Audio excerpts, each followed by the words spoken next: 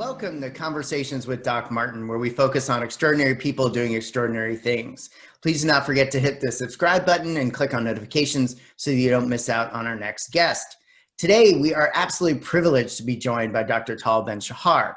Tal is the author of multiple international best-selling books. He taught two of the largest classes in Harvard University's history, positive psychology and the psychology of leadership.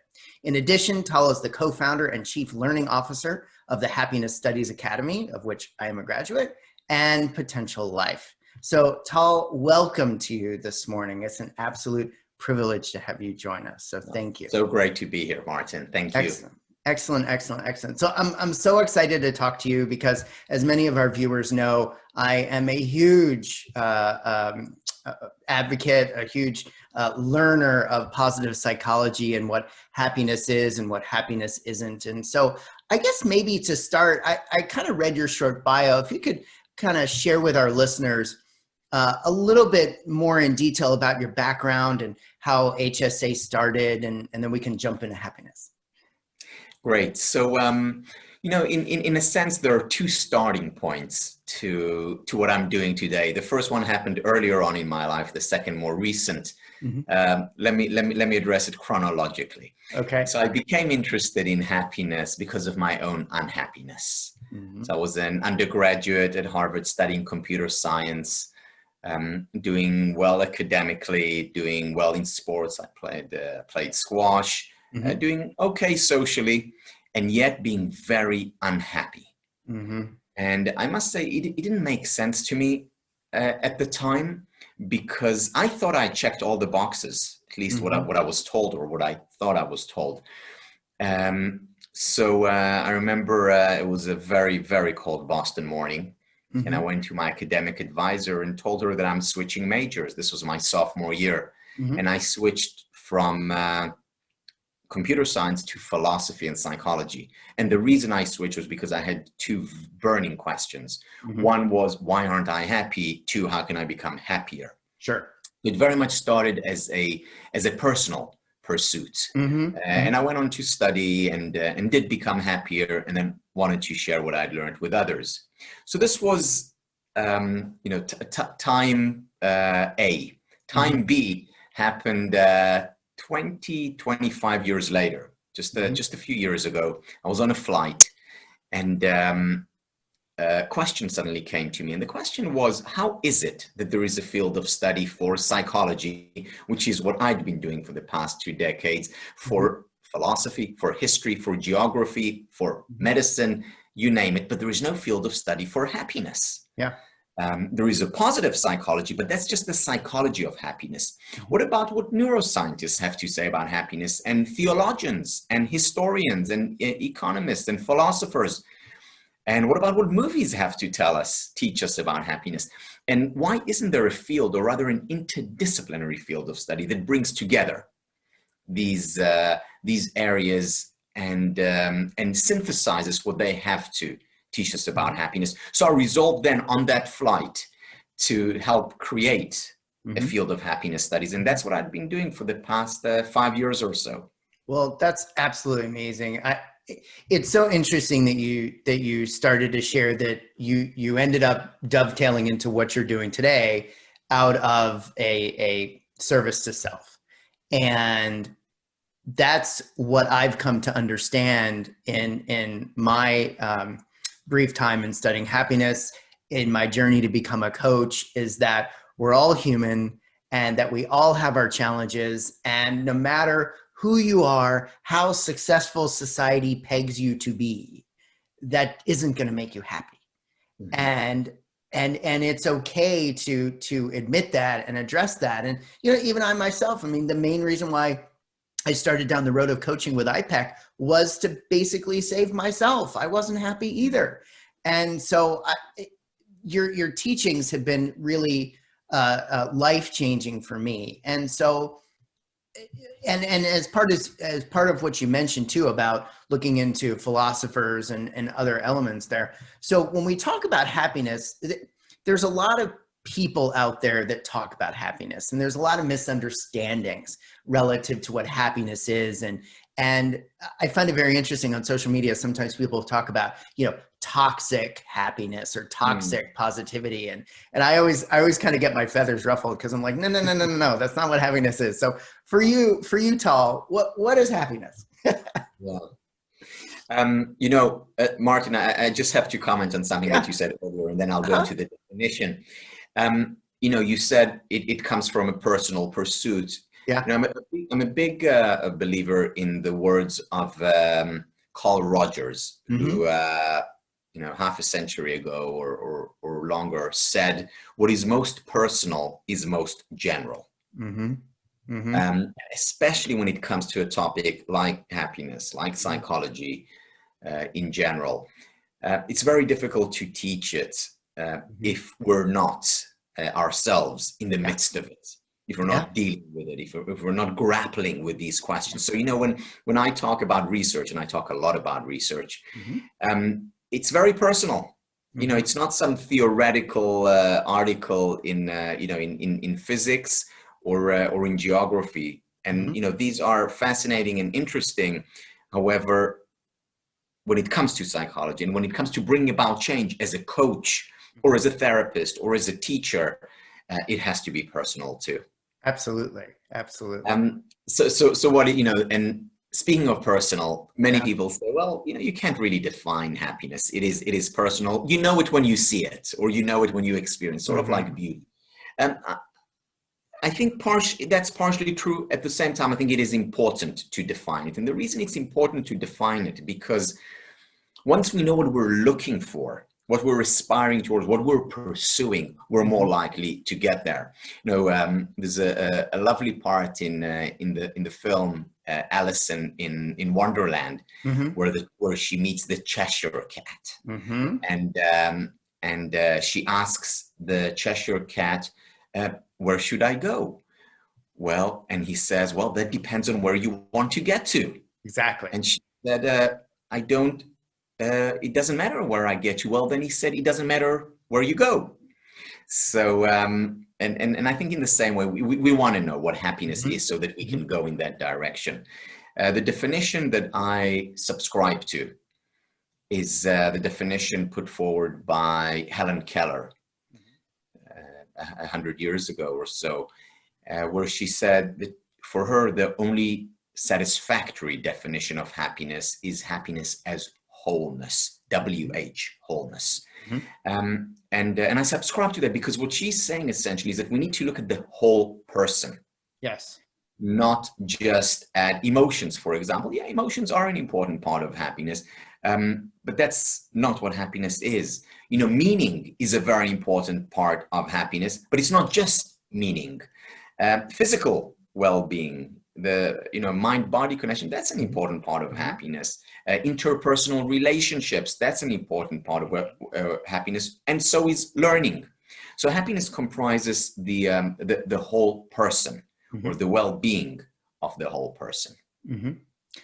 I love that definition, and I really took it to heart, because truly my most, if you'll allow me to say it this way, fun days are the days that do comprise all of those various elements. And I know in our part 2 of our chat, we're going to talk about your Spire concept and the elements of whole being.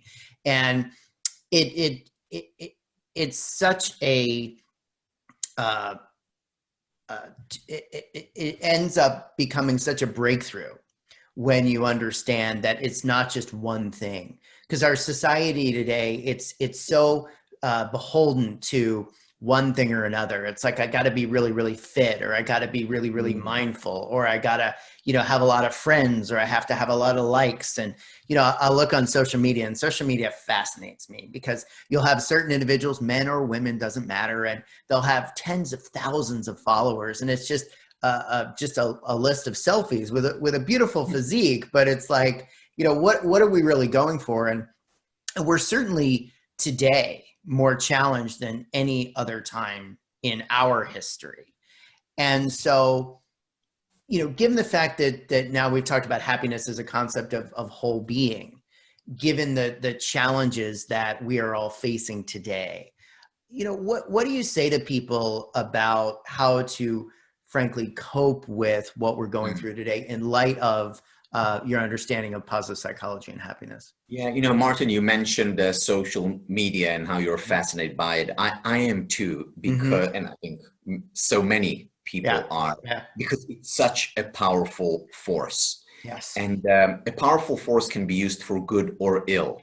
I mean, take a simpler example, electricity. Is electricity good or bad? Well, it's a force. It depends what you use it for. Absolutely. You can use it to electrocute an innocent person, or you can use it to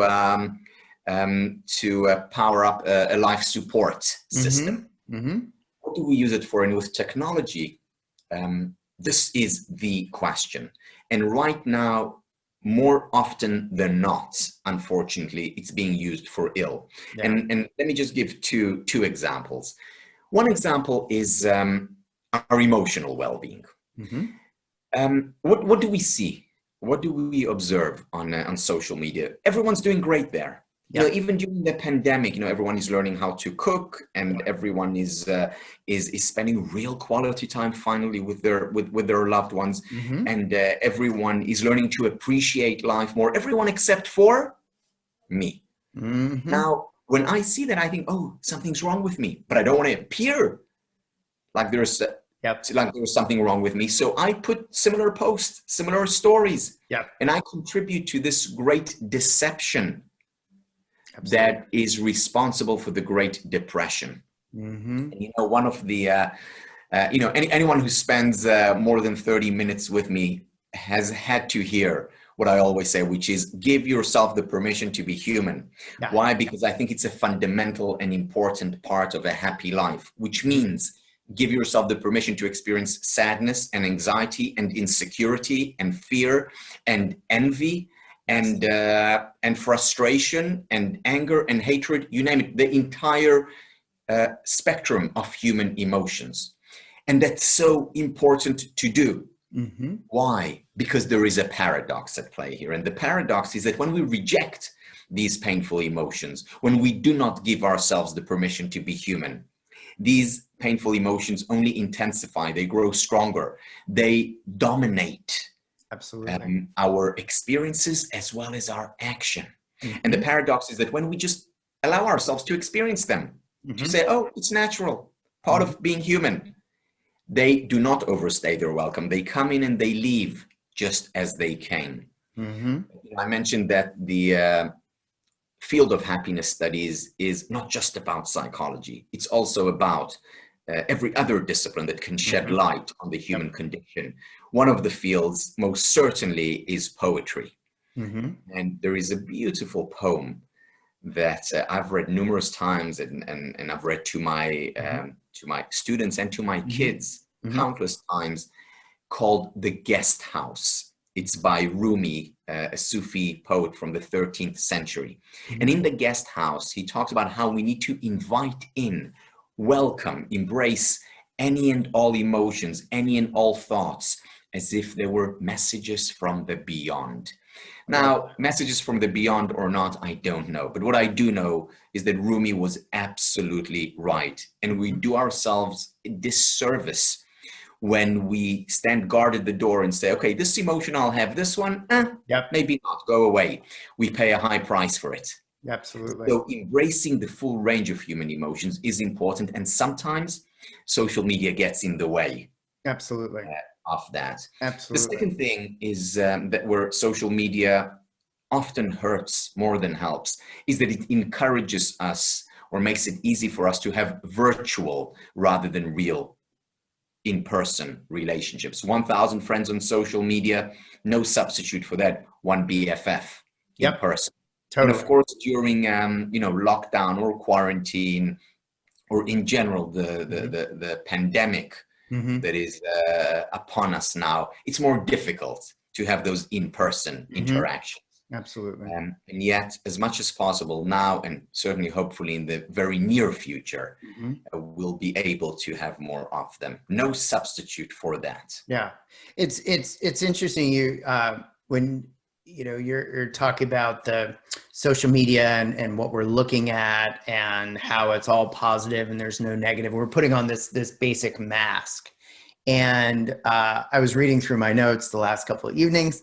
And one of the things I noticed that you brought up quite a number of times in the course, and it's been a challenge in my own life, and I know is a challenge for everybody, is our inner thoughts. And you talked quite a number of times about self-perception theory.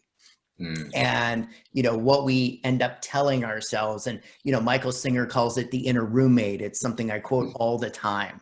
And that made a huge impact on my life too, as it relates to understanding that you're not the voice in your head, you're the one that hears it. So let's talk just a moment or two about that whole concept of self-perception theory and how we are talking to ourselves and how detrimental that can be. Yeah.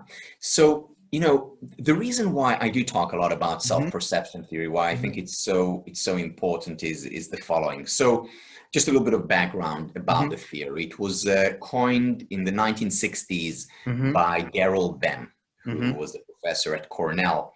And essentially what he says is that we form ideas about ourselves in the same way that we form ideas about others. Yep. So, for example, if I see someone behaving kindly towards another person, giving them or providing them help, being generous, I will conclude from that, oh, nice person, good person. If I see someone, hurting another person, I'll conclude the opposite about them. That's how we form perceptions about other people, from seeing what they do. And what Tal Ben is saying is that we form perceptions about ourselves in the same way. Meaning, if we see ourselves acting, behaving in a certain way, say courageously, oh, I must be courageous. Acting kindly and generously, oh, I must be a kind, good person. And so on. Now, why is that so important? Specifically because of all that chatter in our head, our inner roommate. Yeah. So, because we can have all this chatter. However, if we behave according to what we perceive as the best version of ourselves, over time, that chatter, which is very often negative, will become positive chatter if we see ourselves behaving according to the best version of ourselves. So, for instance, the voice in me can say, I'm no good. I can't do anything. I'm scared. That's okay. It's natural. Again, this is just their thought. Remember the guest house. Bring them in. Yeah. And yet, if I have this voice and recognize that it's just a voice, and then say, I can still act courageously. I can still act with courage and do it. Then I will perceive myself from the outside behaving accordingly. And over time, my self-perception, the way I perceive myself, will change. Absolutely. And will change and will be aligned with the best version of myself, with the way I just acted and behaved. Absolutely.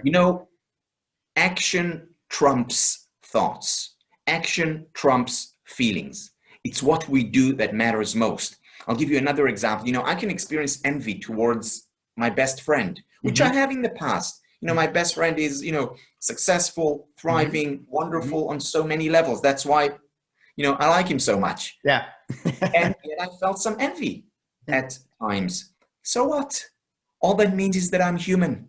Exactly. I can still choose to act generously, benevolently, with love towards my friend. Absolutely. Action trumps emotion. Action trumps thoughts. I absolutely love that. And I know in the course you also talked about the whole concept of fake it till you make it relative to that. And it's interesting, going back to social media again, I caught some posts in the last couple of months. Somebody made that comment and a lot of people railed on that. And they were taking it in a different direction. It was not the psychological elements. It was kind of the other elements of being somebody you're not. But this is all about, because I've done this myself. If I get up and I'm having a bad day, I put on clothes that I enjoy. I do an activity that I enjoy, and my actions, I put the smile on my face.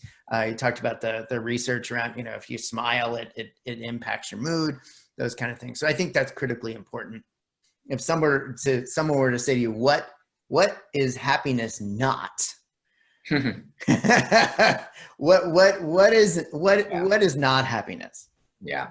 Happiness is not smiling all the time. Happiness is not experiencing a constant high. Mm-hmm. A happy life also comprises sadness and Mm-hmm. disappointment and struggles and fear. These are all part of the human condition. So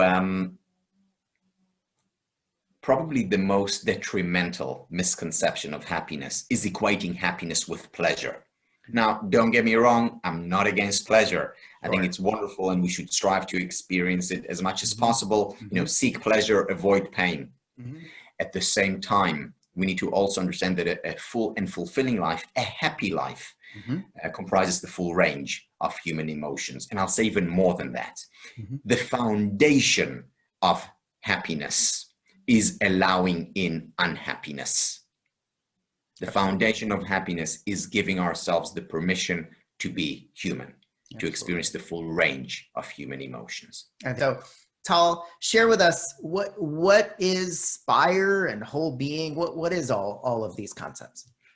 You know, so whole being is short for whole person well-being. Mm-hmm. We talked about last time how when we define happiness, we need to look at the whole person, not just at the emotions, not just at the mind, not just at the body. We need to look at it all. And Spire is a model that my colleagues and I came up with that essentially encapsulates these different elements of well-being, each one part of who we are. So the first element of the Spire of whole being is spiritual well-being. That's the S. Spiritual well-being is about, could be of course about religion, but we can also find spirituality when we find a sense of purpose and meaning in what we're doing, related to religion or not. Or we can find a sense of meaning and purpose by being present in the here and now,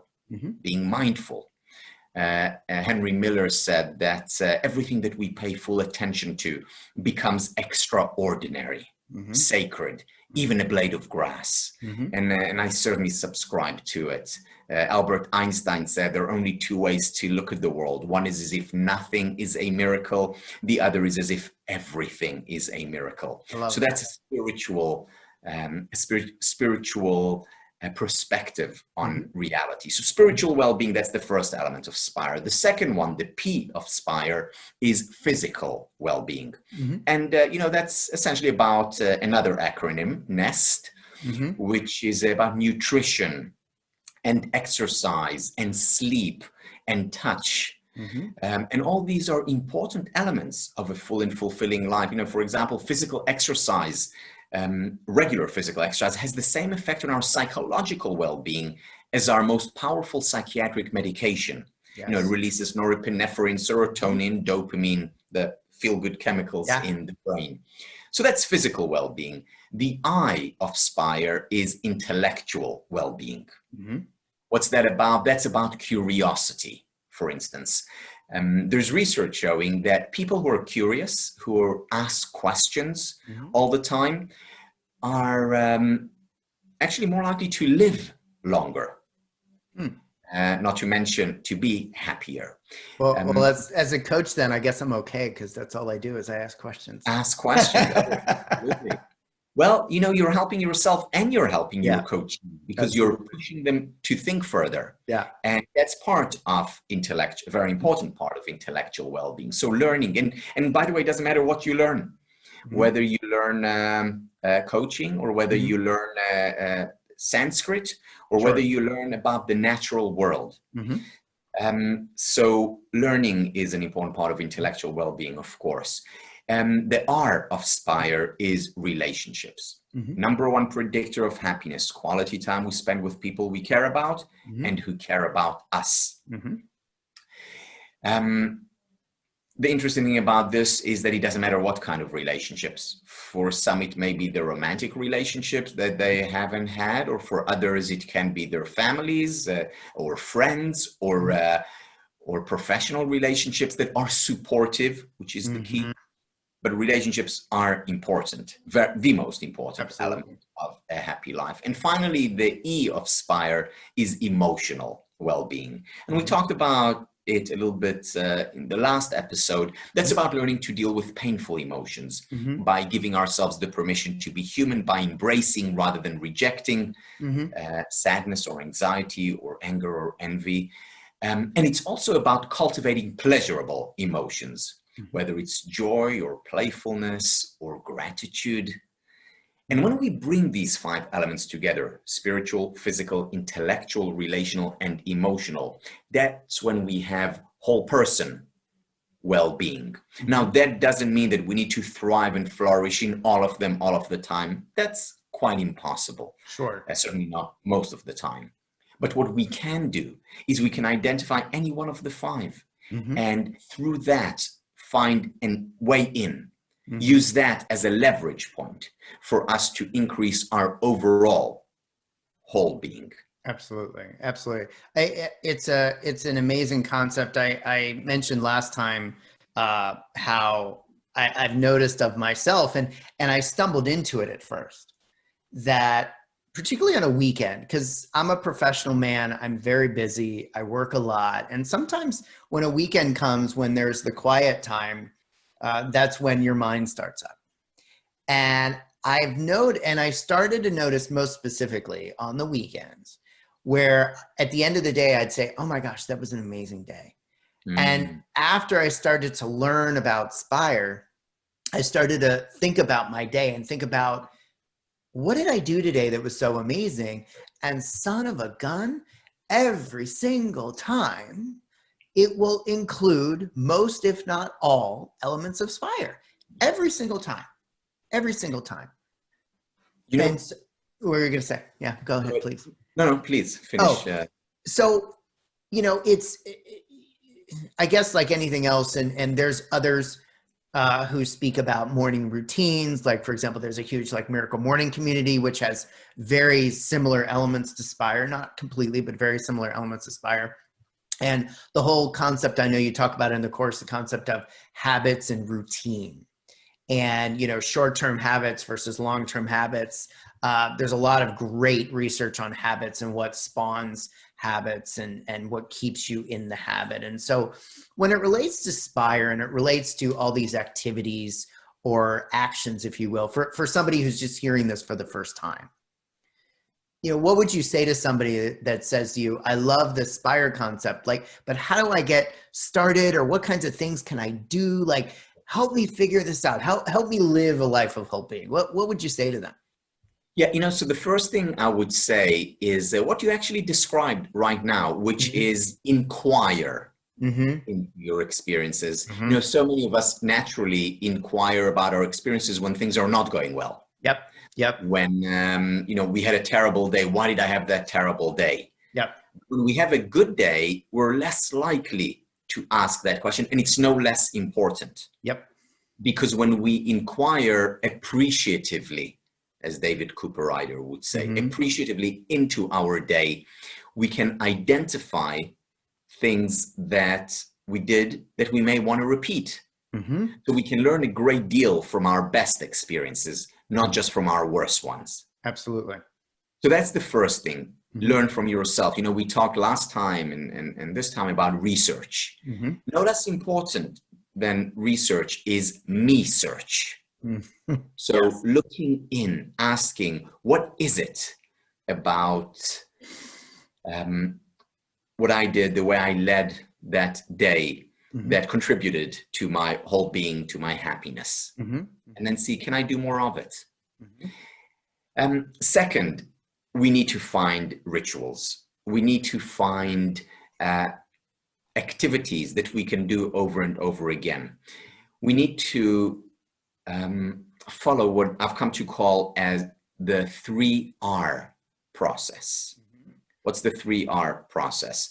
The first R stands for reminders. Mhm. It's important to remind ourselves of what's important to us in life. What do we want to do more of? For instance, perhaps remind ourselves to meditate each morning, or remind ourselves to appreciate, to express gratitude Mhm. for what we have, whether it's at night or when we wake up in the morning. Remind ourselves to be kind and generous toward other people, even kinder and more generous than we are now. Mhm. So it's important to have those reminders. Second, based on these reminders, we need repetition. Mhm. That's the second R. And do something over and over and over again. Why? Because it's through repetition that we create rituals. Now, what are rituals? Rituals are physically neural pathways that have been reinforced, embedded, etched Mhm. into our brain. Mhm. They're actually physical constructs. When we repeat something, if you have neural pathways associated with brushing your teeth every day. Yep. Yep. You have neural pathways, if you're a tennis player, associated with the forehand.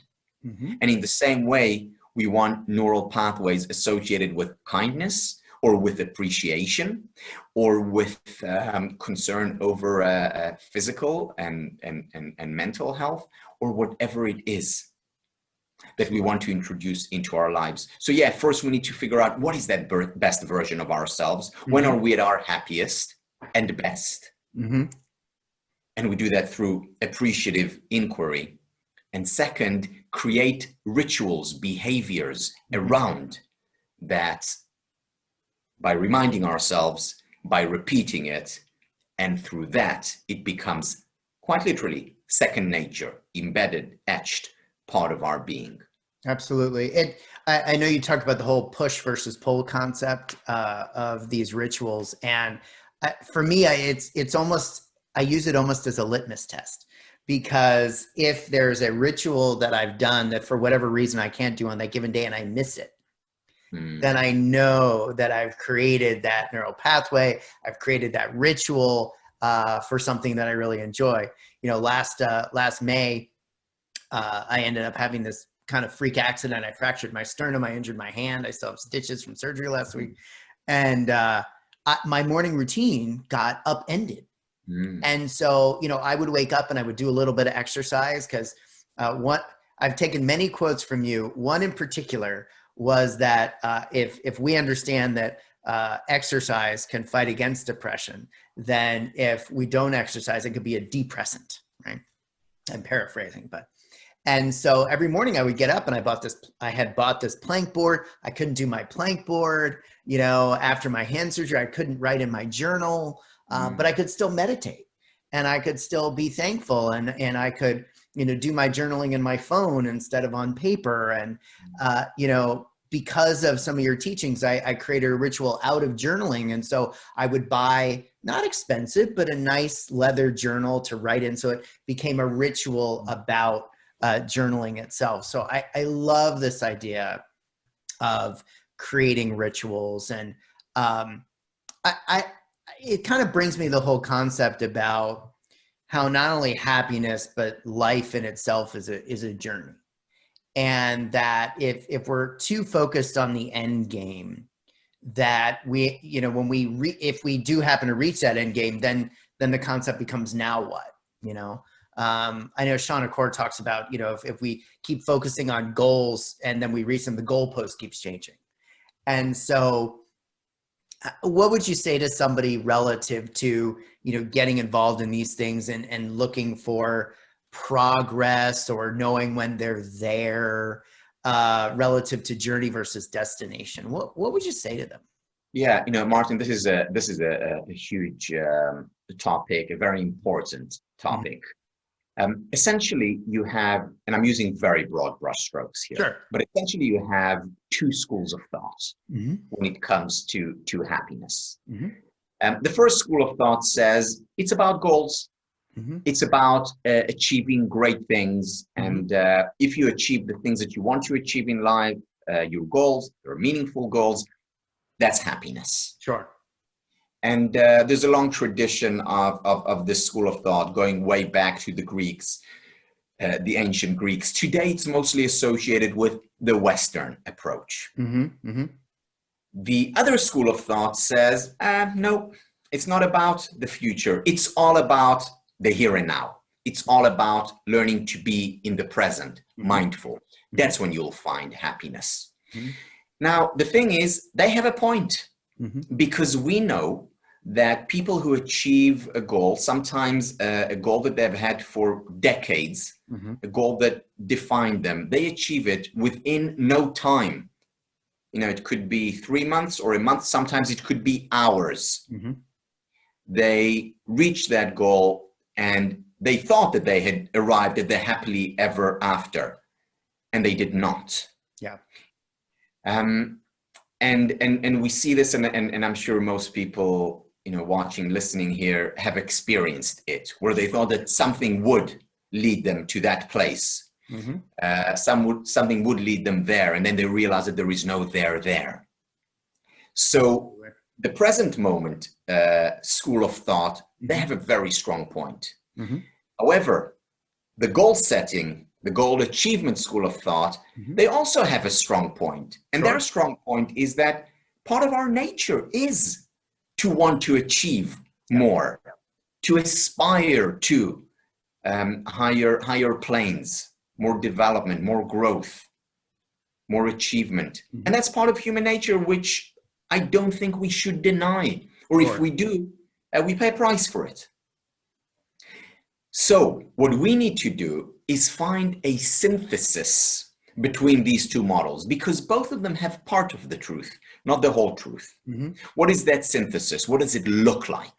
The synthesis is this: have a long-term goal, have a meaningful goal, something that's important for you to achieve. And once you know what it is, let it go. Use it as a guide to provide you with a sense of direction, but realize that whether you achieve it or not actually doesn't matter that much for your happiness. What matters much more is having the goal rather than reaching the goal. Let me give you a personal example. So my publisher just let me know that she wants my book out on April 27th of next year.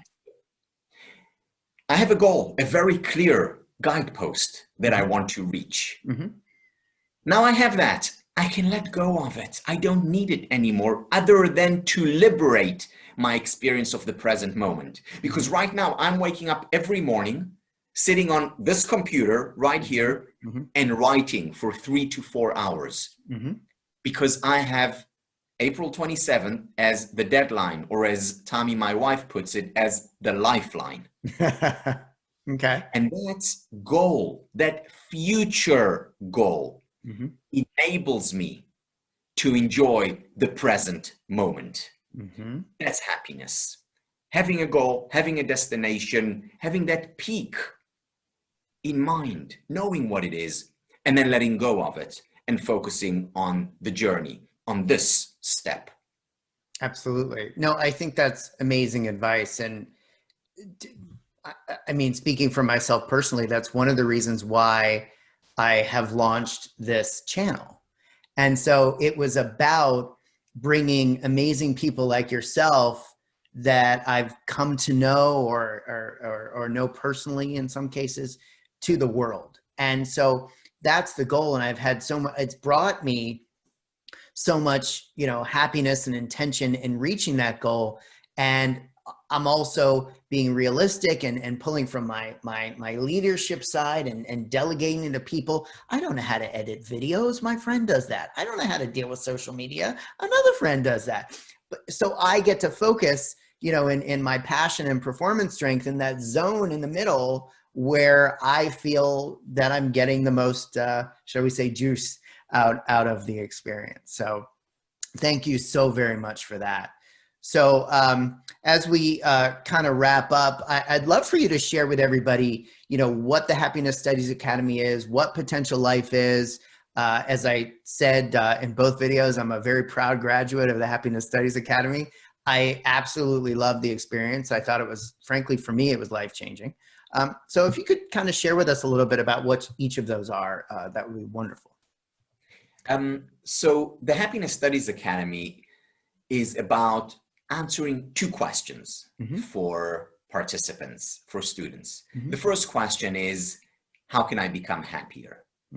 The second question is, how can I help others become happier? Now, these two questions are relevant not just because they provide us more happy moments, which is important in and of itself, of course. But these happy moments, or these happy experiences, or a happier life also contributes to many other elements. For example, it helps us become more creative, more productive, more engaged. It improves our relationships. It contributes to our physical health. So there are many benefits that are derivatives of becoming happier. So that's the purpose. And the way we teach is by focusing on the different disciplines. So we look at psychology and philosophy and theology and poetry and movies, and we bring together all that very, very wise women and men throughout history had to say, what they researched, what they thought about. We integrate it into a coherent whole that sheds light on these two questions. How can I become happier? How can I help others do the same? That's fantastic. Potential Life is another organization that I co-founded, and that focuses on how can I bring the ideas from positive psychology, from the science of happiness, to organizations. How can I help managers and employees derive more joy, more meaning from what they're doing? And how is this translated then into not just higher levels of work satisfaction, but also to better performance in the workplace as well as home? Absolutely. No, I think that's fantastic. And I guess in a lot of ways, I achieved the two goals for the Happiness Studies Academy, to learn how to become more happy and to bring it to others, because that's what we're doing here today. So that's absolutely fantastic. And part of what you talked about in the course related to potential life is the whole concept of, a job, a career, or a calling, going on Amy Wisniewski's research. And I talk about even internally at Spire Education relative to our new employees, because I'm part of the immersion training process. And every single time I talk about her research, because we at Spire Education, we end up impacting tens of thousands of dentists, which impact millions of human beings, and that means something. And so that's absolutely fantastic. So I will go ahead and put the information both for the HSA and for Potential Life, of course, down below this video. But I want to sincerely thank you so very much for joining us, not only last time, but this time as well. And it's really been an honor to spend this time with you. And so I guess in closing, I don't want anybody to forget, please, if you've enjoyed this and any of the other videos, please go ahead, subscribe, click the notification buttons, and you can always find me on martinmendelson.com. And lastly, as I say each and every time, please remember that life speaks to you. And if you think it doesn't, you're not listening. Take care. We'll see you soon. Bye-bye, everybody.